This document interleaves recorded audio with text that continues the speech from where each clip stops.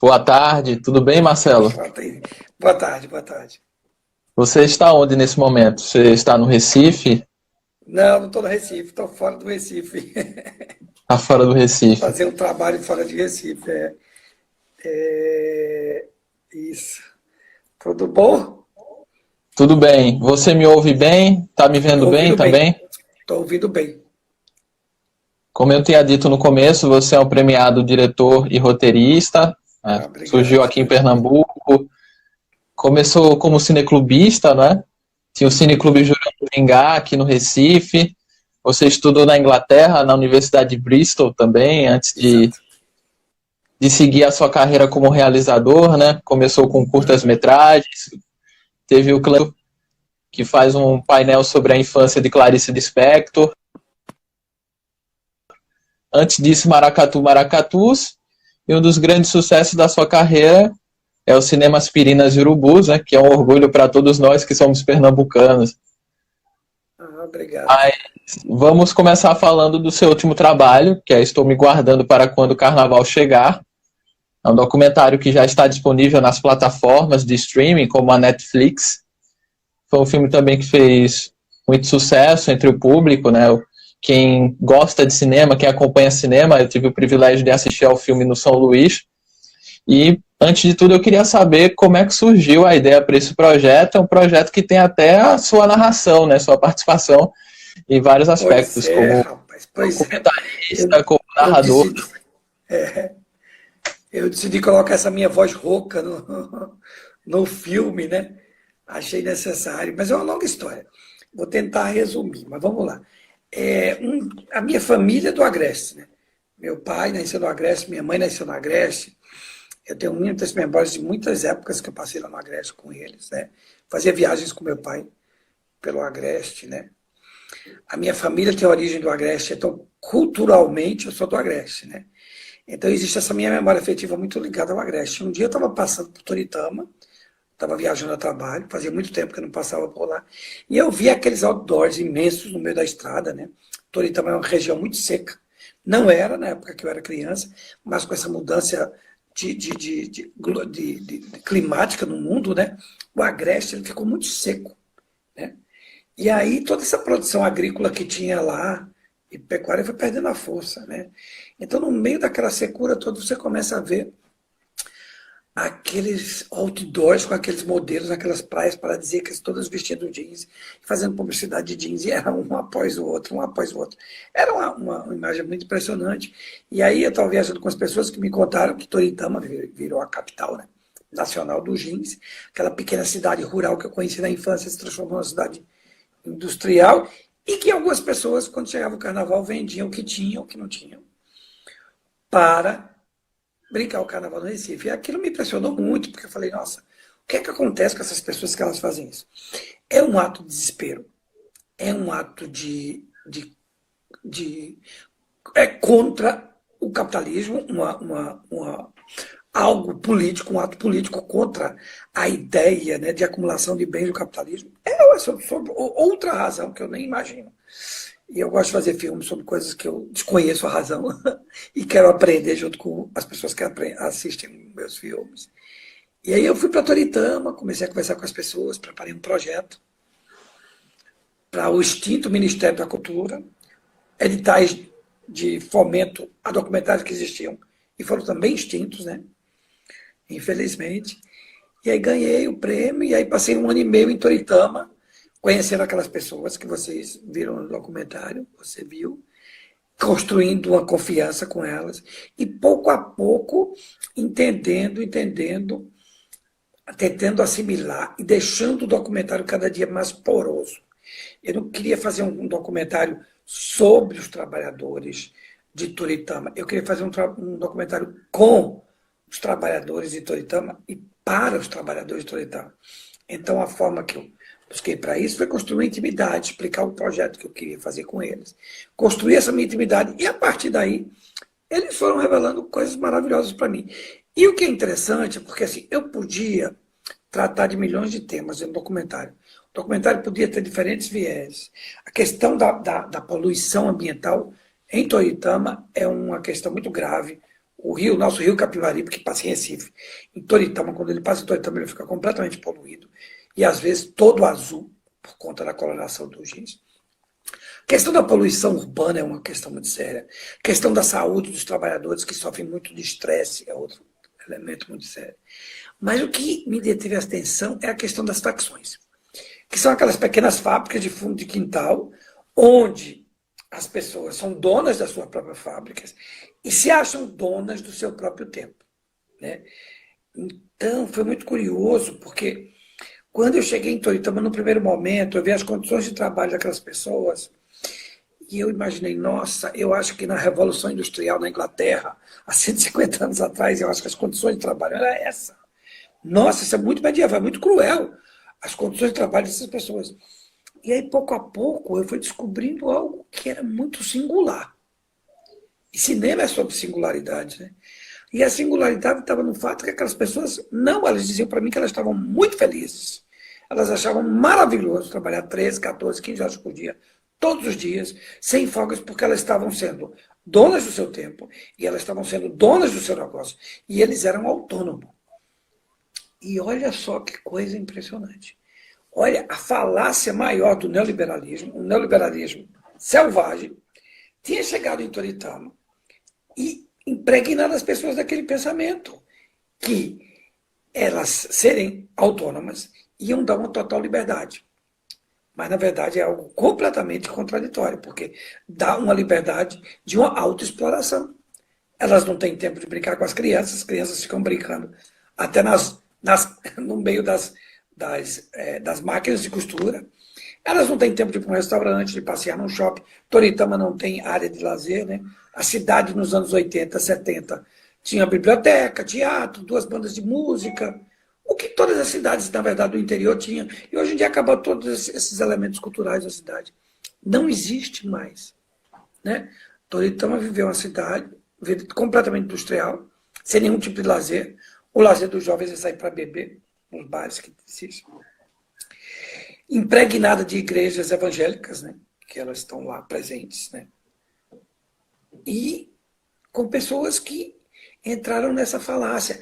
Então é muito curioso, porque eu estava vendo algo que eu acho que eu nunca vi no cinema. Ou seja, você chegar numa cidade onde aquela ideia neoliberal, que começou lá nos anos 80, com Margaret Thatcher e Ronald Reagan, que diziam que a ganância é boa, você pode fazer mais e mais e mais. Yes, you can. Você pode. Você pode trabalhar 14 horas por dia, porque você vai ganhar mais e você vai consumir mais, porque tudo isso é apoiado pela ideia do consumo, né? Que você tem que consumir mais, consumir mais. Estava ali presente, em Toritama. Olha só, o neoliberalismo tinha chegado lá.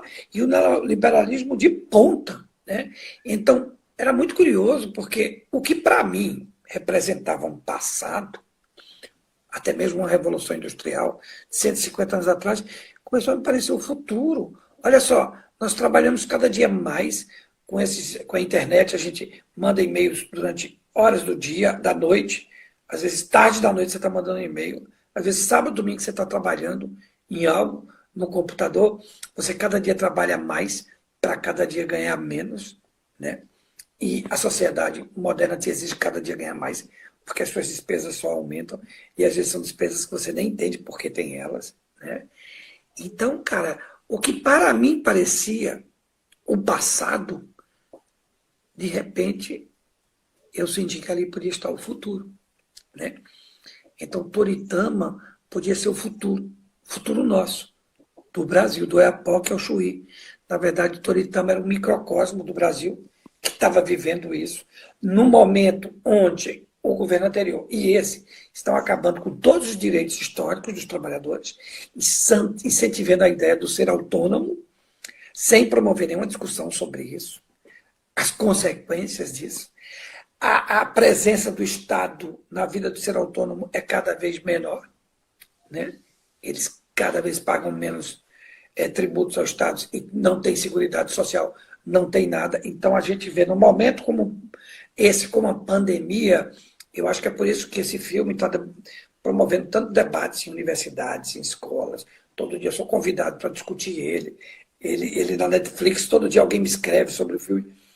Porque é exatamente o que a gente está vendo nessa pandemia, né? A gente está vendo exatamente na pandemia a necessidade de ter um Estado forte. A necessidade de ter um Estado que protege o cidadão. A necessidade de um Estado que tenha um serviço de saúde forte. A importância do Estado que tem uma seguridade social importante e que protege sua população. Né? Então é muito curioso, porque Toritama também suscita essa questão. Essa ideia do autônomo é tirar a participação do Estado. Mas tirar a participação do Estado e colocar o quê? Né? E aí a gente vê como o Estado é importante numa situação como essa. E outra coisa também que eu acho que suscita muitas reflexões é a questão do consumo, né? Que a gente está tendo muito tempo para refletir sobre isso. Né? Será que a gente precisa consumir tudo que a gente consome? Será que a gente não precisa ter um consumo mais racional, mais compreensível e até para a questão de manutenção do nosso planeta, né? Que vive cada vez mais sofrendo com a quantidade de consumo que temos? Somos 7 bilhões de pessoas, sei lá, a população da Terra, cada dia consome mais e não existe recursos naturais para tudo isso. Então eu acho que é um momento que a gente tem que refletir sobre o trabalho, com a participação do trabalho na nossa vida, né? E vivemos para trabalhar ou trabalhamos para viver? De novo, uma questão que eu acho que está suscitando várias discussões nesse momento de pandemia. Então é curioso, porque era um filme que inicialmente começou sendo um filme que ia refletir ou expor a situação do trabalho daquelas pessoas, e virou, acho que, um filme existencialista sobre o que é que a gente faz com o tempo, como a gente usa o tempo e o que é que a gente quer da nossa vida e qual o tamanho do trabalho na nossa vida. Porque até parece que o trabalho dominou a nossa vida, não a nossa vida dominou o nosso trabalho. De fato, é um filme que suscita diversas reflexões, né? Traçando um paralelo, a gente vê muito presente nos centros urbanos brasileiros a chamada uberização, né? Essa ideia do falso empreendedorismo, né? Está muito impregnada nas pessoas como um todo, cada vez mais, né? E como você falou, o Estado acaba se ausentando do seu papel, que é proteger as pessoas. Nelly Barbosa comentou aqui que, quando assistiu ao documentário, ela tinha acabado de participar de um debate sobre o trabalho escravo contemporâneo. Você pensou o filme a partir dessa perspectiva também? É o que ela pergunta. Sem dúvida, porque aquelas pessoas estão num processo de autoescravização. Né? E tem uma personagem, que é a Franciele, que ela faz uma reflexão muito profunda e dolorosa. Ela começa a falar, olha, se eu fizer 10 bolsos, custa 10 centavos, então se eu fizer 5 mil bolsos, eu vou ganhar R$ 1.200 por dia. Mas para fazer 5 mil bolsos, talvez tenha que trabalhar 25 horas por dia. Né? E aquelas 25 horas não vão voltar atrás. São 25 horas que você perdeu da sua vida, trabalhando. Um trabalho completamente mecânico. E aí, aquele dinheiro você vai usar para quê? Talvez comprar uma bolsa que talvez você nem use. E aí fica a reflexão, gente, por que você se escravizar em nome de um trabalho, em nome de ter uma renda que às vezes não vai ser tão importante para você? Né? Qual o dinheiro que a gente precisa? E ao mesmo tempo é muito curioso, porque acho que tem duas reflexões para a gente fazer. Por que primeiro uma indústria como essa escolhe Toritama, né? Uma cidade onde não tem muitas opções de trabalho, que a questão da seca é muito forte. Então, você encontra mão de obra barata. O jeans é um produto que precisa de 35 mãos ou mouse para passar por ele. Então, precisa de uma mão de obra barata para o produto final ser barato. Nada é melhor de chegar num lugar que tem precariedade de trabalho, onde que você vai encontrar uma mão de obra barata. Mas, ao mesmo tempo, esse capitalismo não tem nenhum afeto com Toritama, nenhum tipo de empatia com Toritama, porque no dia que eles encontrarem, ou em Bangladesh, ou na China, ou na Índia, uma cidade que tem o mesmo know-how do Toritama e possa produzir jeans mais barato que Toritama, se mudam tudo para lá. Né? Parece que tudo é descartável. Né? É tudo construído com bases muito pouco sólidas e a participação do Estado não é consistente. Né? E é muito curioso, porque um repórter da Folha foi lá e fez uma entrevista com as pessoas que estão vivendo esse momento de pandemia lá em Toritama. E aí a gente vê toda essa precariedade, né? Muitas pessoas vivendo sob o auxílio do governo, que não é suficiente, as pessoas se solidarizando, mandando cesta básica para um e para outro, ajudando uma pessoa ou outra. Então a gente descobre como a solidariedade é importante nesse momento, né? Num lugar como esse, que todo mundo compete com todo mundo para produzir um giz mais barato.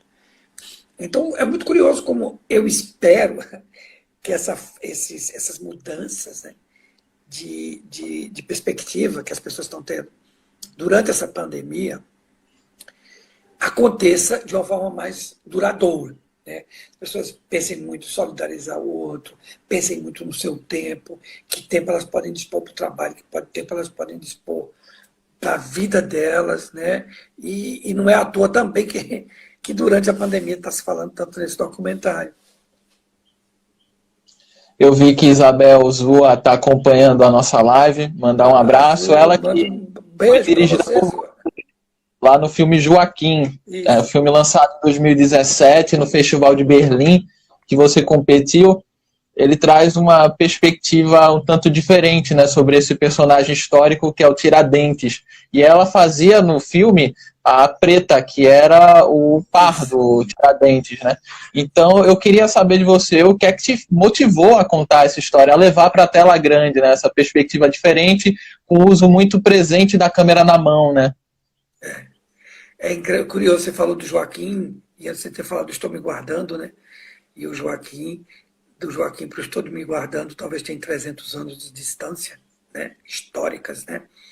Mas eu acho que Toritama é uma consequência de uma série de erros que cometemos no nosso passado colonial, né? Eles foram se acumulando, se acumulando, se acumulando, e chegamos no lugar onde temos Toritama, né? É muito curioso, porque o Joaquim, o que eu, assim, na verdade, eu vou voltar para a gênese do projeto, né? O Joaquim surgiu porque eu conheci um produtor espanhol que estava produzindo uma série sobre libertadores da América Latina, tinha assistido o Cinema Aspirina Urubus, que é um filme de época também, e me chamou para fazer um filme sobre o nosso Tiradentes. Eu falei, olha, se eu tiver liberdade, adoro filmes históricos, já tinha feito o Cinema Aspirina Urubus, se eu tiver liberdade de fazer o filme que eu quiser, eu topo essa empreitada. Então, ele disse, você vai ter liberdade total para isso. E o que eu queria era exatamente fazer um filme para desconstruir o nosso herói. O nosso herói, que nos livros de história, a gente confundia ele até com Jesus Cristo, que ele tinha aquela barba grande, aquele cabelo grande. O nosso Tiradentes, que foi usado para diferentes governos, para enaltecer algo. E eu queria exatamente desconstruir. E eu acho que se tem algo revolucionário no filme, é mostrar o Joaquim como um ser comum. Um Joaquim qualquer, né? E que, em qualquer momento da sua vida, dependendo das circunstâncias e das experiências que você passa na vida, você pode cometer um ato histórico, né? Um ato histórico não é só cometido pelas pessoas que os deuses decidiram, né, que aquela pessoa vai ser o herói da pátria. Não, você pode cometer um ato histórico, sendo um brasileiro comum. E eu acho que isso aqui é o bacana do Joaquim. Eu transformei ele do Tiradentes num Joaquim comum. E eu achava que ele, como assim, não existe nenhum documento histórico sobre o nosso Tiradentes. Na verdade, só existem dois documentos, a certidão de batismo dele e os autos da devassa, que é o processo que ele foi julgado. Eu podia inventar uma vida do nosso Joaquim José entre o processo dele e o nascimento. E eu imaginei, se esse homem cometeu um ato heróico, é porque ele viu de perto as mazelas maiores desse processo de colonização. Porque o nosso processo de colonização foi cruel, desumano, racista, genocida, exterminador, horrível, né? Exterminava os índios, trazia os africanos à condição de escravos, não teve desgraça maior para um país, né? Uma desgraça que está até hoje, né, promovendo conflitos sociais tão profundos, tanto no Brasil quanto nos Estados Unidos, né? A gente vê agora. Só que E no Brasil é aí, mascarado, né, Marcelo? A questão do mito da muito, democracia muito mascarado. racial. Nossa, isso era que eu queria falar no filme. O Joaquim tinha que ter convivido com pessoas que estavam vivendo a parte mais dura da colonização. E quem eram? Os africanos e os mestiços. Né? E eles também convivendo com a elite, porque a elite brasileira na época queria o poder, mas no fundo estava reproduzindo uma sociedade construída por aquela elite colonizadora. Né? E tanto quando toma o poder, nos tornamos uma sociedade muito parecida com a sociedade portuguesa da época. Né? Continuamos com a escravização, continuamos com o genocídio dos índios e continuamos com aquela elite que na época era corrupta e dominava todo o dinheiro e o poder de uma nação. Né? Enquanto os mestiços, os africanos que vinham aqui na condição de escravo e os índios viviam completamente à margem. Eu, na época, li um livro chamado Os Desclassificados do Ouro, da Laura de Mary Clark, e era exatamente isso que eu queria falar. Eu queria falar dos Desclassificados do Ouro. E aí vem o personagem que a Isabel Zoa faz no filme, que é a Preta, que era esse personagem que vai dar a luz para o Joaquim compreender tudo isso. Né? E ela é o coração do filme. Né? Ela é que passa toda essa revolta.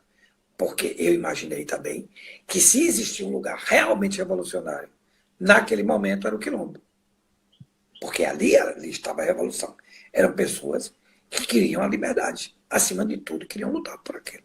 Né? E a partir dessas bases, né, foi construído o Joaquim. E você falou da câmera na mão. Outra coisa que me irritava muito nos filmes históricos é aquela coisa que parecia filme de cera. Parecia que o passado não tinha nenhuma relação com o presente. Porque ficam aquelas pessoas com aquelas roupas monumentais, maravilhosas. É quase um tableau vivant, né? Pintura viva. Exatamente. Sabe aqueles BBC Drama, aqueles filmes da BBC históricos? Sabe? Bonecos de cera. E eu falava, gente, a gente só vai entender. A gente está vivendo um monte de problemas no presente do Brasil, principalmente porque a gente não entendeu o nosso passado. E a gente fica cometendo os nossos mesmos erros. Ou seja, o presente está ligado definitivamente ao passado, intrinsecamente ao passado. Então, o que eu acho? Eu acho que eu tenho que fazer um filme vivo, mostrando todas as mazelas do passado, mostrando a precariedade do passado, as pessoas só tinham uma roupa, eram sujas, o passado não tinha nenhum glamour, muito pelo contrário, e tinham mazelas sociais que parecem muito com as do nosso presente agora. Como fazer essa relação? Colocar a câmera na mão, colocar a câmera viva, pulsando e próxima dos personagens. E por isso mesmo essa nossa decisão. E eu fico muito feliz, porque as pessoas sentem isso, sentem esse link. E a gente só vai construir um futuro melhor para o Brasil um dia que a gente entender o passado melhor, entender como as mazelas do passado estão no presente, para a partir daí não cometer os mesmos erros e construir novos caminhos. Porque, como você falou, é tudo tão dissimulado no Brasil, né? Não é tão claro como nos Estados Unidos. Até hoje se constrói prédios, ou pelo menos até os anos 70, 80, se construía prédios no Brasil, onde você tem um elevador social e o elevador dos serviçais. Você tem, no apartamento, aquele quarto de empregada que fica lá atrás, que parece reproduzir a Casa Grande de senzala vertical. Isso nos anos 70 e 80 a gente se construía desse jeito. Ou seja, todo esse passado colonial, todos esses equívocos do passado colonial, está impregnado na gente, e a gente tem que tirar isso. E eu acho que eu dei a minha pequena contribuição com o Joaquim, contei com a participação dessa maravilhosa atriz, Isabel Zoa. É uma atriz fantástica que trabalhou também com o Marco Dutra, né, em As Boas Maneiras. Exato, exato. É excelente. E sobre isso que você falou do elevador social, nós que somos pernambucanos acompanhamos de perto o caso do menino Miguel. Então, se não tivesse elevador social, ele jamais morreria. Se não tivesse esse apartheid mascarado, jamais aconteceria aquilo com o menino. Exato. Mas, voltando para a trajetória enquanto realizador, acho que o seu trabalho mais memorável é o Cinema Aspirinas e Urubus, um filme lançado em 2005, que tinha o João Miguel fazendo protagonista, Ranulfo, personagem inspirado no seu tio-avô, né, nos relatos do seu tio-avô. Exato. A gente vê no filme uma relação de amizade entre ele e um personagem alemão que foge dos horrores da Segunda Guerra e vem para o sertão nordestino, né? E você oferece um olhar diferente sobre o sertão, né? Um sertão que muitas vezes é bastante clichêizado no cinema brasileiro, e você traz uma perspectiva nova, diferente, num filme muito bonito e muito Obrigado. premiado, reconhecido no mundo inteiro, passou na Mostra Un Certain Regard, no Festival de Cannes, né? A Mostra Um Certo Olhar, foi premiado, recebeu o prêmio do Sistema Educacional Francês, foi escolhido pelo Brasil para representar o nosso país no Oscar, né? Enfim, foi o primeiro filme brasileiro a ganhar a Mostra de São Paulo, né? É uma coisa histórica também. E tantos Isso outros prêmios que esse filme recebeu, né, Marcelo? Eu é imagino que você verdade. tenha Correu o mundo. boas Uma memórias história dessa contada obra. no quintal da minha casa, correu o mundo. Que bacana, que bonito isso. Né? E o João Miguel, nesse filme, Olha eu só, tinha lido que você escolheu ele pelo olhar. Isso eu acho procede? assim, procede, olha só, eu acho, todos os meus filmes são filmes de personagens, né? Então, e segue a trajetória desse personagem. Então, assim, o momento de escolher o elenco, para mim, é a parte mais complexa, mais difícil e que demanda mais tempo. Né? Demoro 6, 8 meses para escolher o elenco, porque eu acho que o elenco é a alma do filme. Né? E eu vou assistir aquele filme 500, 700 vezes, e eu tenho que ver aquele elenco 500, 700, eu tenho que amar aquele elenco, eu tenho que adorar aquele elenco.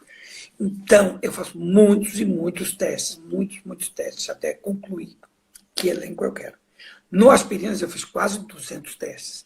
Viajei pelo Brasil inteiro à procura de atores nordestinos, porque eu queria que o ator queria fazer o alemão fosse alemão, e eu queria que o ator que fosse fazer o Ranulfo fosse nordestino, porque eu acho que eles iam trazer uma memória afetiva para o filme, e o filme tem um naturalismo que é precisar dessa verdade.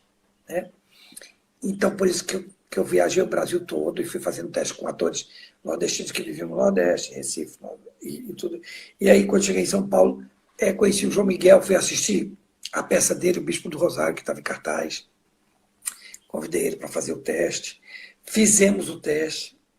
E eu assisto o teste uma vez, duas, três, quatro, cinco. E é muito curioso, porque assim, teste eu acho que é muito enganador. Porque depende do dia que o ator tal, depende do como o ator escolhe, constrói o personagem, depende até de você como é que dirige ele na hora. Às vezes você faz 10, 15, 20 testes por dia. Então eu acho que o teste é muito enganador. Agora, tem uma coisa que eu fico olhando muito, para o physique do rolo do personagem, como eu imaginava, e que physique de rolo tem um ator, e os olhos, porque os olhos são o espelho da alma, né?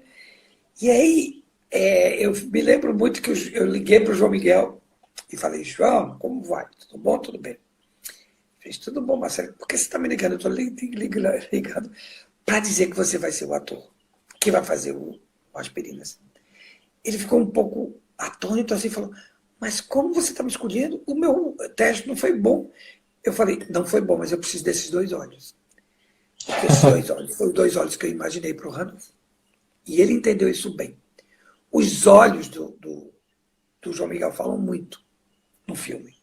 E eu precisava de muito silêncio, silêncios emocionais. E os olhos deviam falar muito nesses momentos. E o João Miguel entendeu muito bem, fez isso maravilhosamente bem. E foi o meu primeiro filme. E foi uma experiência maravilhosa. E eu sigo fazendo assim. Eu sigo escolhendo os atores pela minha intuição, pelo físico de role e pelos olhos. Porque eu acho que às vezes o teste te diz algumas coisas, não te diz outra. Eu acho que o teste é um bom elemento. Eu nunca deixei de testar atores para fazer filme, mas eu acho que às vezes ele não diz tudo. Né? Tem outras coisas que dizem mais, e por aí eu sigo minha intuição e vou escolhendo meus atores. Como escolhi o Pedro Macena, que passou aí logo, que faz o índio no filme, que faz extremamente bem. Né? Eu fui para Portugal, onde conheci o Elket Bonguet, que faz um personagem no meu filme, e encontrei a Azul também, mas a Azul estava no Rio, e que foi uma experiência maravilhosa. Quando eu fiz o teste com ela, eu falei, é você que vai fazer esse papel. Né? Então eu acho que tem isso, tem intuição e também tem outros elementos. E tem essa história do João, que é verdade, que a partir daqueles olhos eu descobri o Ranulfo. E você acabou descobrindo o próprio João Miguel para o cinema, porque eu acredito que era o segundo trabalho que ele tinha feito. E, de fato, esse filme repercutiu muito, né? E o Cinema Aspirina dos Urubus, ele também é marcante pela reconstituição de época, que é muito bem feita também, né? Então tem um cuidado muito grande no design de produção, né? Como é que foi na época para achar locações? Olha só, meu primeiro filme, assim, o primeiro longa-metragem que eu trabalhei na criação foi o Madame Satã, que eu trabalhei no roteiro junto com o Karim Ainuz, né? Então, eu acho que o Madame Satã foi uma grande escola, porque eu acompanhei o roteiro, acompanhei o processo de pré-produção, de elenco, de filmagem, de montagem, a finalização, né? E eu conheci o Marcos Pedroso na época, que foi o diretor de arte do filme, né? Eu fiquei muito impressionado com o trabalho dele, né? A gente se deu muito bem. E aí eu convidei o Marcos para fazer o Aspirina. E ele é uma pessoa super genial, super criativa, super parceira. E também eu acho que é uma. Assim, acho, metade do filme é escolher o elenco e metade do filme, outra metade é escolher a equipe. Tendo isso, você já sabe que filme vai ter. Então, Marquinhos, eu falei tudo que eu queria para o Marquinhos. Eu falei, Marquinhos, olha, eu não quero nenhum objeto do filme que seja supérfluo. Todos os objetos do filme têm que ter uma função dramática. Que era exatamente uma ideia que também não tem no Joaquim. Sabe aquela ideia do cinema histórico pomposo, né? E eu não queria. Eu queria um cinema histórico muito minimalista, um sertão muito minimalista, né? E aí eu falei, olha, e tudo que representa a indústria, a modernidade e o futuro tem a ver com o alemão. E tudo que representa aquele sertão arcaico tem a ver com o Ranulfo. E eles vão trazer esses dois elementos para o filme. A gente vai entender bem esses dois universos a partir dos objetos que eles trazem. E todos esses objetos vão ter função dramática. Quando o Ranulfo fica olhando o projetor, tem uma função dramática o projetor. Quando ele olha aquele filme para estudar como é o filme, tem uma função dramática. Quando ele vê aquelas latas de comida enlatada, tem uma função dramática. Então, tudo tinha uma função dramática no filme. E aquele caminhão, eu queria que fosse um grande casulo, né? Uma grande nave espacial, onde aqueles dois personagens iam desbravar o sertão. E o Marcos Pedroso fez aquilo magnificamente bem. E outra coisa, vamos escolher as locações, né? Eu acho que a locação é fundamental, tanto no Joaquim, quanto no Cinema Aspirina dos Urubus, a locação é um personagem. No Joaquim, eu queria dar a impressão que o Brasil era um país intransponível. E aquela viagem deles era a primeira viagem de interiorização do Brasil. Um Brasil que dava medo, um Brasil que era coberto de selvas, um Brasil que parece que aqueles foram os primeiros brasileiros a chegar. Então foi a partir daí que a gente escolheu as locações. E no Aspirina a gente queria escolher o seguinte, a gente tinha um alemão que nunca tinha ido para o sertão, um sertanejo que estava indo para o Sudeste por conta de secas, né? Do drama da seca. E o alemão que chega no Nordeste por conta do drama da guerra. Então, dois personagens vivendo no mesmo lugar devido a situações políticas e sociais antagônicas. Então, eu queria que aquele sertão, de uma forma ou de outra, fosse um sertão de repulsa, que mandasse a gente embora. Afinal de contas, o Ranulfo estava indo embora de lá por causa da seca, né? Então, eu queria aquela luz iridescente. Aquela luz que parece que a sombra vai encolher, e da árvore vai encolher, vai desaparecer. Sabe? Que aquele banho que o Johann toma parece que é a última água que ele tem no deserto. Essa era a ideia do sertão. E a partir daí a gente foi escolher locações.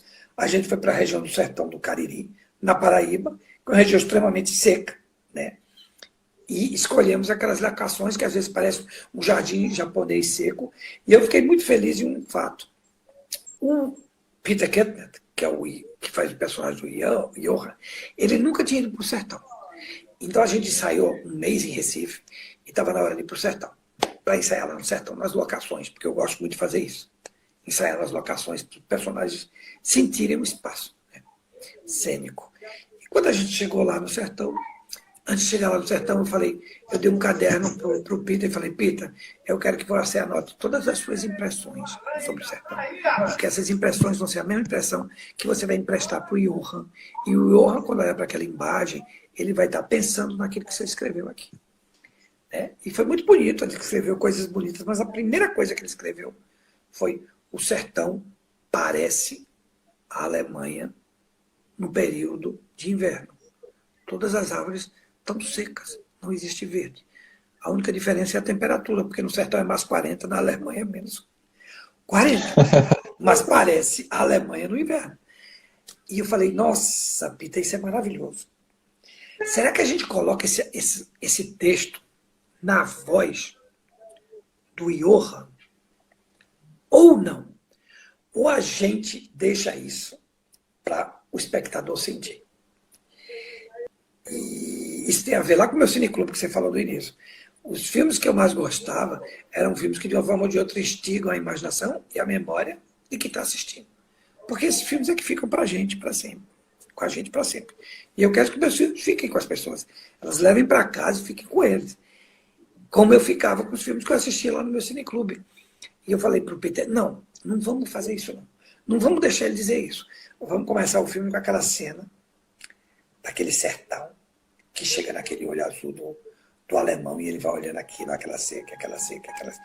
Quem quiser sentir isso, sinta. Quem não quiser sentir, não sinta. Vai sentir outras coisas, porque o filme também é feito de várias camadas de emoções e de sentimentos que vão sentir outras coisas naquele momento. Mas aí o filme foi para Cannes, como você falou, e a primeira crítica que o filme recebeu, no primeiro parágrafo, o jornalista colocou: o sertão brasileiro parece a Alemanha. Tudo está seco. Então eu fiquei muito emocionado com isso. Muito bacana. É muito bacana ter atores tão inteligentes e sensíveis que podem emprestar coisas para a gente. Com o João Miguel também posso contar dezenas de histórias que aconteceram, com a Isabel Zua também. Então eu acho que o elenco é a alma do filme e a equipe é a outra parte dessa alma, né? O Marcos Pedroso trabalhou com todos os meus filmes, fez o Joaquim, né? Sempre trabalhou em todos os meus filmes, fez o Verônica, fez o Homem das Multidões. E é um parceiro que eu divido muito. O Mauro Pinheiro foi o fotógrafo do Aspirinas. Eu falei para o Mauro exatamente que eu queria que a Luz do Sertão fosse um grande personagem. E ele entendeu isso. A gente super estourou a fotografia do filme, né? E tá aí o Aspirinas, que até hoje estou falando dele 15 anos depois. Você falou no Mauro Pinheiro, ele é um dos melhores diretores de fotografia que a gente tem, né? Trabalhou com Walter Salles, no Linha de Passe, fez o Era Uma Vez Eu, Verônica, com você, tem os famosos e os Duendes da Morte também, o Sudoeste, que é uma das fotografias mais bonitas dos últimos anos no cinema brasileiro. Ele é um profissional fantástico mesmo, né? E já que a gente falou no Era Uma Vez Eu... Você sabe, né? Sabe que eu moro nascido no Recife. Isso. A gente falou no Era Uma Vez Eu, Verônica, é um filme protagonizado por Hermila Guedes, que é uma das melhores atrizes que a gente tem, tinha surgido também, de uma certa maneira, no cinema. Ela fez o Céu de Sueli com seu parceiro, Karim Ainuz, depois, né? Isso. Foi um filme que repercutiu bastante na carreira dela. E o Era Uma Vez Eu, Verônica também é muito especial para você, né? Foi muito premiado lá no Festival de Brasília, que, por sinal, foi uma edição muito boa para o cinema que é feito em Pernambuco, né? Das 13 categorias, 10 foram vencidas por longas pernambucanos. O filme dividiu o prêmio lá com Eles Voltam, do Marcelo Lourdes, mas foi o grande vencedor. Era Uma Vez Eu, Verônica, uma personagem que a gente pode dizer hoje em dia empoderada, isso, dona do seu próprio destino, né, Marcelo? Isso. Só dizer que alguém fez uma pergunta: você acha que o Joaquim, de uma forma ou de outra, vai promover uma reflexão na elite brasileira? Eu gostaria muito de que promovesse, né? Mas a nossa elite brasileira, ela parece que está cometendo os mesmos erros da elite do passado, né? E não abre os olhos para o que está acontecendo no país, né? A nossa elite devia estar com outro pensamento sobre o país, né? E infelizmente não está, mas eu espero que eles consigam um dia assistir o Joaquim de uma forma ou de outra. Isso promova alguma mudança, né? Nessa nossa elite, que é uma elite ainda muito autocentrada, né? Parece que não tem até amor por esse país.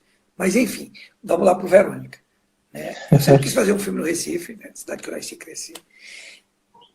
Eu lá no Aspirina, eu falei: Hermila, eu acho que a gente vai se encontrar um dia, a gente vai fazer um filme junto. Quem sabe? Né? Que eu adorei o trabalho da Hermila no Aspirina. Adorei trabalhar com ela. E aí veio o Verônica, o Verônica é um desejo de imaginar o que os jovens que viviam no Recife naquela época, eu não era mais tão jovem, pensava do Recife. No momento, eu acho que teve um momento da minha vida que foi um momento muito importante. É quando você acaba a universidade, acaba seus estudos e vai para a vida profissional. Então você é jovem demais para ser adulto, é adulto demais para ser jovem. É aquele momento de transição, né, que você tem que se autoafirmar profissionalmente e às vezes você nem está autoafirmado em questões existenciais. Né? Então, a partir disso, eu fiz entrevista com 25 mulheres que tinham a mesma idade da Verônica, viviam no Recife, estavam passando de uma forma ou de outra pelo mesmo sentimento. E eu digo que esse roteiro foi escrito a 25 mãos, a 26 mãos, desculpa, minhas. E dessas 25 mulheres que me estimularam muito.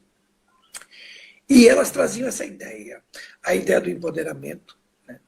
Antes de tudo, a ideia de que às vezes a gente é profissionalmente muito maduro e emocionalmente muito infantil, né? E às vezes as escolhas são difíceis, né? E a terceira questão é que cada dia a sociedade está mais competitiva, veja lá Toritama. Então essa competição deixa os jovens cada dia mais individualizados, mais autocentrados e mais em si mesmados. Né? Então eu queria trabalhar com esses três elementos. Né? E sendo o Recife como um grande palco. Né? Eu acho que tinha outro elemento que eu acho que era muito importante para o Verônica, que ela era viver esse sentimento de luto pela primeira vez na vida dela. Né? Essa ideia que a vida é finita, desculpa. Porque quando a gente é jovem demais, a gente pensa que a vida é infinita, né? E não é. Então, tem outros esses elementos, né? Quase sartrianos, é um filme, acho que extremamente sartriano. E numa cidade como Recife, que tem problemas sociais terríveis, né? E tem até um momento, né? Que a Verônica vai deixar uma paciente no bairro de periferia, ela pensa nisso. Então, como é que viver num ambiente social do Recife, convivendo com isso tudo, né? E aí, por acaso, eu estava ouvindo, eu me deparei na época com o CD da Karina Burr, né? E é incrível, porque o CD da Karina Burr tocava exatamente nesses elementos, né? Do empoderamento, do existencialismo, né? E quando eu ouvi aquelas músicas, eu falei, nossa, eu acho que a Verônica devia estar ouvindo essas músicas. E aí eu pedi a Karina por autorização para usar as músicas dela. Ela me passou, depois ela me contou uma história linda que uma das músicas que eu escolhi para fazer, ela escreveu num dia que ela recebeu a notícia que o pai dela estava com a doença terminal, ia morrer. E ela foi para a praia e começou a boiar. E quando ela viu o filme e viu a Verônica com o pai assim, e aquela cena que ela está boiando na praia, ela ficou muito emocionada, porque foi mais ou menos naquela atmosfera existencial e com esse sentimento de perda que a música foi escrita. E talvez intuitivamente, eu senti isso na música. E trouxe a música para o filme. Foi um diálogo entre música e cinema muito bonito. Eu fiquei muito feliz com o resultado. Eu acho que também é um hino de amor, uma cidade que eu gosto tanto, que é uma Recife, né? Gosto, mas a gente tem uma relação de amor e ódio com o Recife, né? Porque a gente vê tantas coisas erradas no Recife, que a gente fica com raiva, mas a gente ama, né? Como uma grande paixão, tem sempre esse elemento, amor e ódio. Deixa eu cumprimentar as pessoas que estão acompanhando aqui a live no Cinegrafando. Eu sou o Dini Nascimento, com Marcelo Gomes, o bate-papo aqui, Josefa Duarte, Alciano Russo, Paulo também, Vanderlei Andrade chegou a tocar no Estou Me Guardando para Quando o Carnaval Chegar. Se você mantém ainda uma relação com a cidade, no começo da conversa você falou que tem uma ligação com o Toritama, né? Você passou, de uma certa forma, a infância lá? Tudo isso passar e quero voltar lá. Quero visitar meus personagens, quero visitar meus amigos, para saber o que está passando com eles e, quem sabe, filmar isso, não sei ainda. Como Toritama, eu acho um microcosmo do Brasil, talvez Toritama tenha muito o que dizer para a gente nesse momento pós-pandemia, como é que Toritama está saindo disso tudo e como é que conviveu com isso tudo. Acho que pode ser bom para nós brasileiros entender um pouco disso. Né? Toritama está ensinando tanta coisa para nós brasileiros agora, que talvez seria bom retornar lá, mas ainda está tudo como um projeto ainda. Estou acompanhando tudo que está acontecendo lá, muito interessante. Tem uma matéria no UOL um dia desse, muito boa, que vocês devem ler, falando desse momento de Toritama. Mas quero voltar lá, quero me encontrar com meus amigos, quero ver o Léo de novo, que é o personagem principal. A solidão é uma temática que permeia algumas de suas obras, né? Era possível ver no cinema Aspirinas e Urubus isso, mesmo com dois personagens no centro da trama, né? Enfim, tem também no Viajo Porque Preciso, Volto Porque Te Amo, que é um relato poético, né? Feito a partir de um personagem, um geólogo, interpretado por Irandir Santos, um filme que você dirigiu com Karim Ainush, né? Um filme bem delicado, no qual o personagem nunca aparece, né? Então você pode falar um pouco desse projeto também? Curioso você falar isso, porque uma vez um crítico estava conversando comigo e falou: Nossa, por que todos os seus filmes são sobre solidão? Os personagens são solitários, né? O personagem de João Miguel é solitário, o Henrique, o Zé Henrique do Viagem que Precisa é solitário, a Verônica é solitária, o Joaquim não deixa de ser solitário. Eu falei, nossa, eu nunca pensei isso, e é pura verdade. Então é muito bacana, é tão legal quando você fala isso, porque não estava no projeto iniciático, né? Mas o artista é o consciente ou o inconsciente dele.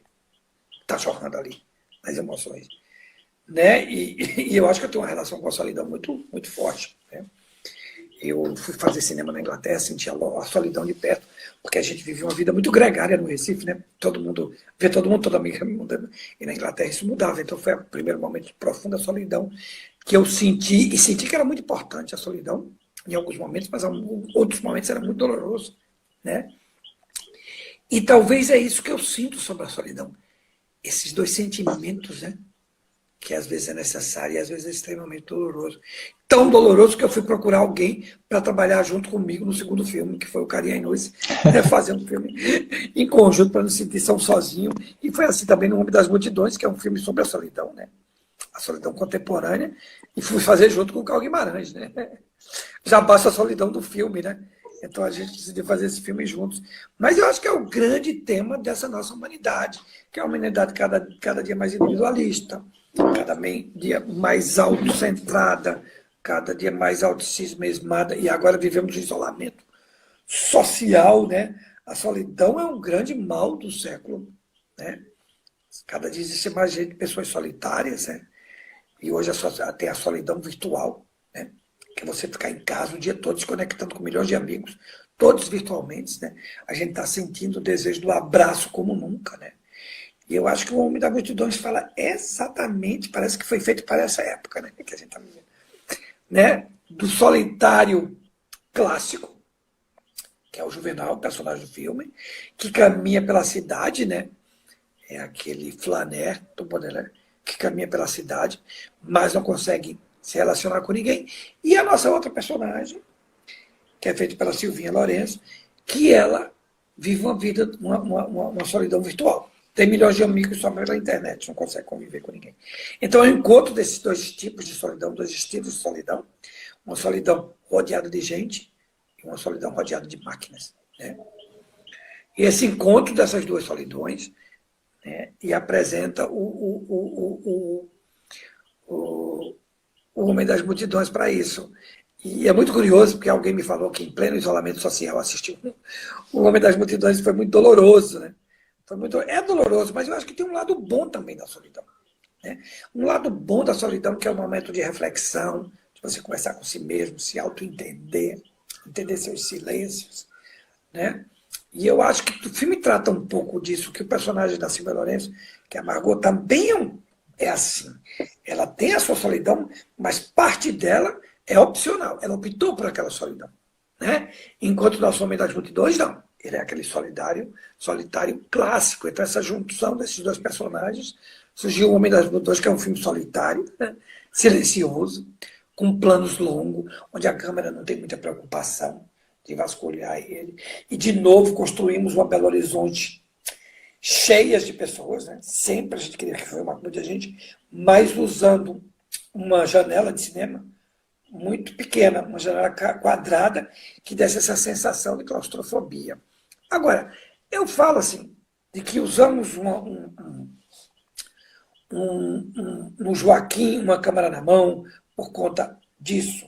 e os Cinemasperinos, os urubus, usamos uma luz estourada por outras questões, e aqui também usamos uma câmera quadrada para dar a ideia de claustrofobia, de uma solidão maior. Mas tudo isso, quem pediu isso foram os personagens.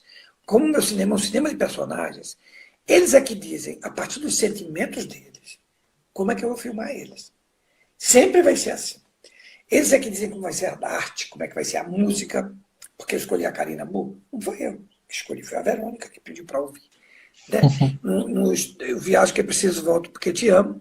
Todas as músicas que nós escutamos, quer dizer, as mais importantes músicas que nós escutamos durante a nossa viagem para o sertão, foram as músicas que a gente usou para o Zé Renato escutar. Porque, com certeza, toda vez que ele ligava aquela música, aquele rádio, das rádios AM do sertão, aquelas músicas estavam tocando. Então, o que eu quero nos meus filmes é que ele seja impregnado pela dor e a delícia daqueles personagens serem o que é.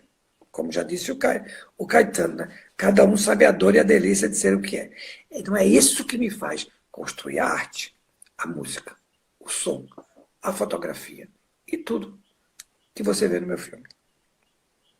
E a gente vê uma variação, né, no tipo de projeto para o outro muito grande, né? Do Viajo Porque Preciso, passando para o Era Uma Vez Eu, Verônica, que tem uma narrativa um tanto clássica, especialmente quando comparado ao Homem das Multidões, né, que você simula o formato de tela que se assemelha muito ao Instagram. E a gente vê a efeméride das relações também, né? E tem uma paleta de cores, Marcelo, que remete o quê? Ao branco, cinza, né? São cores mais neutras também, né? Exato. Essa sensação que o filme passa pra gente. E tudo isso não foi eu que quis, foram os personagens que quiseram. Expressaram a dor deles a partir daquilo. E é muito curioso, porque eu vejo, às vezes, nada contra diretores que constroem uma cinematografia que vai numa linha muito específica, um caminho muito específico, e os filmes parecem muito entre si. Como eu faço filme de personagens, eu não posso seguir esse caminho, porque cada personagem me pede algo diferente. E agora estou adaptando o relato de Um Certo Oriente, que foi um filme que tivemos que paralisar por causa da pandemia, que a gente estava filmando lá na Amazônia, que vamos voltar logo, se Deus quiser. Estamos lá, firme e forte, voltando para filmar. E é um filme que eu estou fazendo em preto e branco, é o meu primeiro filme. É um filme que se passa na Amazônia nos anos 50 e os personagens me disseram que tinha que ser em preto e branco, que tinha que revelar a dor deles em preto e branco. E eu estou fazendo o filme em preto e branco. Então eu acho que é isso, eu acho que meus filmes, eles se parecem, eu acho que se parecem muito no varejo e são muito diferentes no atacado. Eu acho que a ideia de fazer um filme de personagens e seguir essa trajetória emocional do personagem está em todos os meus filmes. Né? Agora, cada personagem tem um caminho diferente a ser seguido, uma atmosfera, aquele convívio que é diferente. Eu não posso repetir caminhos que eu tracei para outros filmes. Né? Então, todos os meus filmes vão ser muito difíceis, diferentes e semelhantes, sempre. Tem algum título definido esse projeto? Chama Relato de um Certo Oriente. E é o mesmo, o título homônimo do livro do Milton Ratum, e que fala da migração dos libaneses para a Amazônia nos anos 50. Vai falar de novo de um tema que para mim é muito importante, a alteridade, né? Que é a relação com o outro que é diferente culturalmente de você. Isso já aconteceu no cinema Aspirantes de Urubus, é sobre alteridade. Quando meu tio-avô me contou aquela história, aquilo é que emocionou. Eu acho que a gente vive um mundo de muita intransigência, cada dia maior, e eu acho que a alteridade é um caminho. Cada dia que você conhecer o outro, conhecer a sua diferença em relação ao outro, saber que o outro é diferente de você e respeitar essas diferenças, vai se construir pontes de afeto, de amizade, e a gente vai ter um mundo menos intransigente, muito violento. Né? Acho que é muito importante entender culturas diferentes, né? Sentimentos diferentes em relação ao mundo, e é isso que está faltando, né? Compreensão. Esse nosso mundo que está tão estranho ultimamente. Eu tinha lido na revista Época que tem um projeto seu chamado Vestido de Véu, Grinalda, que tem uma personagem trans como protagonista. Sim. Eu tô, assim, daqui a 3 semanas eu estou acabando o filme, que agora vai se chamar Paloma, que é o nome do personagem principal. e que foi brilhantemente atuado pela Kika Sena, que é uma atriz que nasceu em Alagoas, né? É alagoana, nordestina, que fez um trabalho magnífico. E tudo começou a partir de um dia que eu li uma matéria no jornal, contando que essa trabalhadora rural do Agreste Pernambucano, de nome Paloma, tinha um grande sonho de casar na Igreja Católica de Véu e Grinalda. E queria realizar esse sonho, né? E eu não vou contar mais, porque é surpresa, toda a narrativa do filme. E, de novo, um elenco maravilhoso, um elenco que eu pesquisei muito no Brasil inteiro para selecionar nomes um tanto desconhecidos no momento, mas que agora vão ficar muito conhecidos, porque deram todo o seu talento para o filme, e o filme está maravilhoso. É um filme, de novo, de personagens. E eu espero que logo, logo, quando acabar tudo isso, a gente pode lançar nos cinemas, né? E a gente volta aos cinemas, né? Porque está todo mundo de saco cheio de ver filmes só nessa telinha do computador. A gente quer ir para uma sala grande de cinema, compartilhar emoções dentro de uma sala grande. Eu espero que logo, logo isso vai acontecer e as pessoas vão voltar para as salas de cinema. Tento ser positivo diante dessa situação. Pensamento positivo sempre é importante. Marcelo, eu aproveito para agradecer pela conversa aqui. Muito obrigado pelo papo, várias histórias que você trouxe, várias curiosidades sobre seus filmes que têm realmente um lugar marcado na história do cinema brasileiro. Obrigado. Muito obrigado pela conversa. É um prazer. Agradecer também a todo mundo que participou conosco aqui da conversa. E quem não segue o Cinegrafando, peço para que passe a seguir, @Cinegrafando. Muito obrigado a todos, abraço e até a próxima. Só quero dizer uma coisa mais, que os meus filmes Estou Me Guardando está na Netflix, o Cinema Espírito do Hugo está na Netflix, tem outros que estão no YouTube e em outras plataformas, quem quiser assistir, vai lá. Muito obrigado, viu? Eu estava dando uma olhada no site da Imovision, né? Tem um filme seu lá, à venda, que é o Joaquim, DVD, e o cartaz também, né? Isso. Eu sou louco para ter o cartaz do Cinema de Impulso. Vamos te mandar. E tem uma coisa, acho que o Canal Brasil também está disponibilizando, o Telecine, desculpa, está disponibilizando o Joaquim por um mês, de graça, quem quiser ir lá assistir também. Pode ir. Obrigado, viu? Tá bom, valeu. Todo mundo aí assistindo aos filmes do Marcelo, que vale muito a pena. Abraço, até a próxima.